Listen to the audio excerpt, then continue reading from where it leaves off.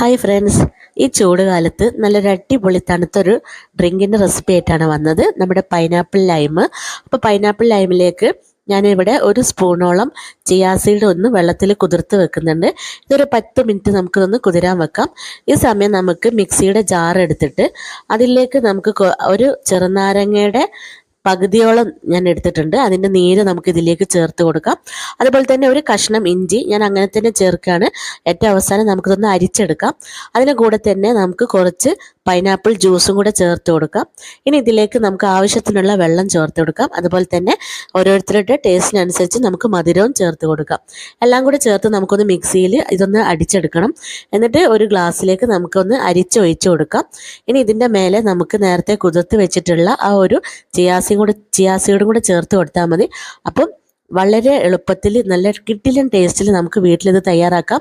എല്ലാവരും എന്നെ സപ്പോർട്ട്